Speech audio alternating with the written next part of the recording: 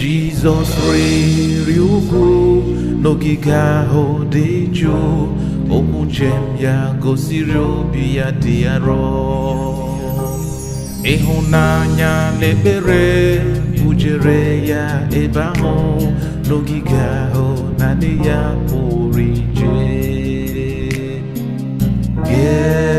Gethsemane, Jizọs hụrụ m n'anya, o were ara ndụ ya nye n'aka ọnwụ na Gethsemane.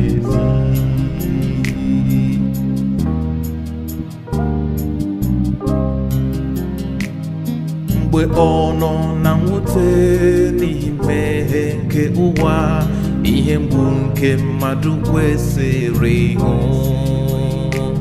mgbe ndị enyi ya na-ehi ụra, o kpebiri n'onwe ya imezu nkwa nzọpụta nke mmadụ.